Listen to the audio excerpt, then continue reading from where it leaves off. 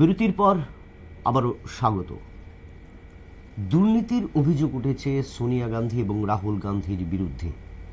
হেরেল দুর্নীতিতে নাম জড়িয়েছে কংগ্রেস নেতৃত্ব সোনিয়া গান্ধী এবং রাহুল গান্ধীর। 2000 কোটি টাকা লুট করেছে তারা।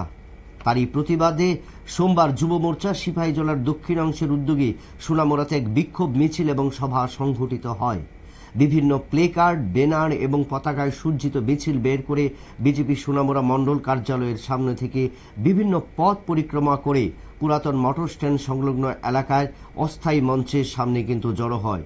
সবাই উপস্থিত ছিলেন যুব মোর্চার সিপাহীজলার দক্ষিণ অংশের সভাপতি সংকল্প সরকার, নলছর বিধানসভা কেন্দ্রের বিধায়ক কিশোর বর্মন, বিজেপি সিপাহীজলা দক্ষিণাংশের সভাপতি উত্তম দাস সহ অন্যান্যরা।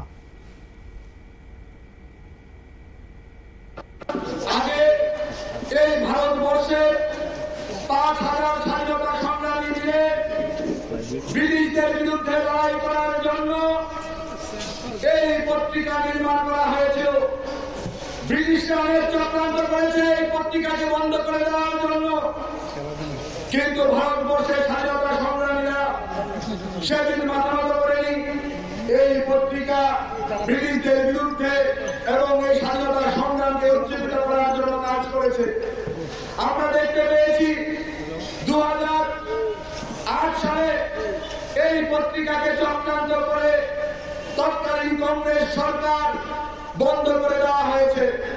তার কারণ ন্যাশনাল হেরাল্ডের কোটি কোটি টাকার 2000 কোটি টাকার উপর সম্পত্তির উপর এই কংগ্রেস পরিবারের লুট চলতেছিল। এই কংগ্রেস পরিবারের লুটের পরিণতি সেই স্বাধীনতা সংগ্রামীদের অপমান করে সেই ন্যাশনাল হেরাল্ড পত্রিকাকে বন্ধ করে দেওয়া হয়েছিল মাত্র 90 কোটি টাকার লোনের জন্য। কে লোন দিয়েছে? ভারতবর্ষের সংবিধানকে অপমান করে কংগ্রেস পার্টি, একটি পলিটিক্যাল পার্টি, কোনদিন কোন বিজনেস সংস্থাকে লোন দিতে পারে না।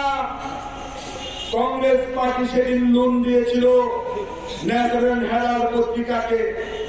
সেই লোনের বিনিময়ে ইয়ং ইন্ডিয়া কোম্পানি গঠন করে, যার অফিস বাড়ি ছিল দিল্লির ন্যাশনাল হেরাল্ডের অফিস। এই ইয়ং ইন্ডিয়ার 67% শেয়ার ছিল কংগ্রেস পরিবারের রাহুল গান্ধী আর সোনিয়া গান্ধীর কাছে।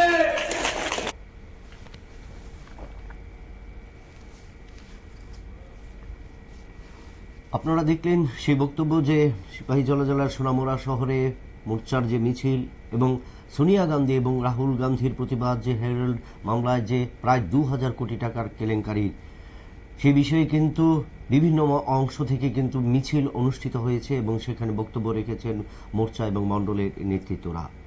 আবারও নিয়ে নিচ্ছে একটা ছোট্ট বিজ্ঞাপন বিরতির সঙ্গে থাকুন।